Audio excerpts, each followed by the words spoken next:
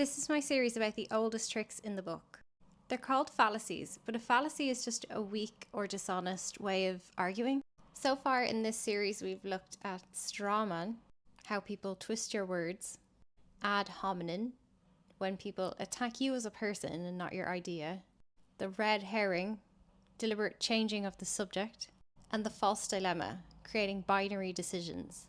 The slippery slope is about imagined inevitability. If we allow this one first step, it's going to trigger a chain of events that will lead to disaster. It's not about twisting your words like the straw man.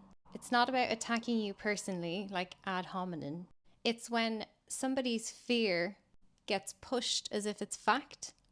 Your words are weapons. Fallacies are tools of power. They're used to block change, make you fearful, and protect the status quo for those in power. The best example of a slippery slope is how Britain used it to block Irish home rule or self-governance, claiming that if Ireland got home rule, the whole empire would unravel. In modern Britain, it's still used to block everything from pay rises to housing reform. Example, if we raise nurses' pay, all of the other NHS workers are going to strike, and that's how the system will break. Or, if we cut rent caps, all the landlords will up and leave, and then nobody will have a home. Or, if we let these refugees in, millions more will come behind them and break the NHS. Slippery slopes are effective because they are a psychological trigger for you. It's unknown, and that makes you afraid.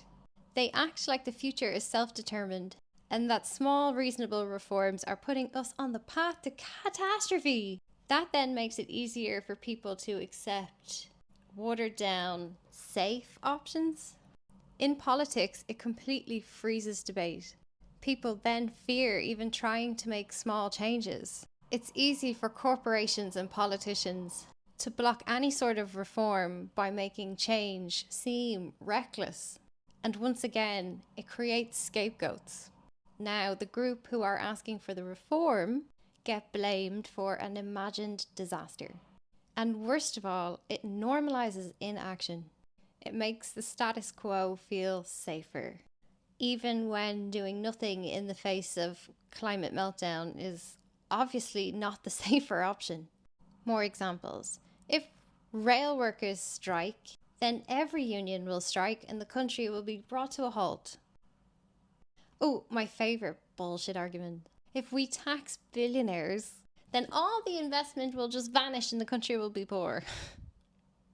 If we let trans people use bathrooms, then men will start invading women's spaces. If you give students laptops, they'll never learn to write. These are fallacies. They're false arguments. They're designed to make you emotional, get you all distracted, uncertain. Oh, I don't know, maybe they might never write again. Some will, some won't. It's complicated.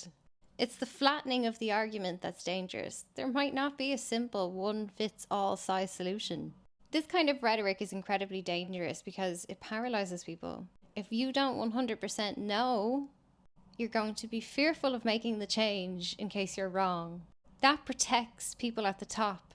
In both cases, either you stop asking or you push ahead, and if it does fail, you are painted as the villain.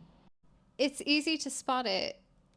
Unless you are an expert, accept that you can just say, I don't know. These fallacies rely on your ego. You're afraid of looking stupid, so you don't make any attempt at reform. Just give it a go. We don't know. We are all responsible, not one person. If you hear anybody say, if we do this, then bad thing, that's a fallacy. That's too flat to make sense. You don't know. Ask, do other outcomes exist? Is there real proof for this claim? That's just fear talk. Show me the real link. One change doesn't equal disaster. 0 changes will. I want facts, not made-up chains of doom. Let's talk about what's actually being proposed, not your fantasy ending. Being able to spot the slippery slope disables the people in power from blocking real improvements to your everyday lived life. We need to collectively break the habit of accepting fear and make room for the discomfort of not knowing, but collectively agreeing to try and take collective responsibility for that. Stop scapegoating people.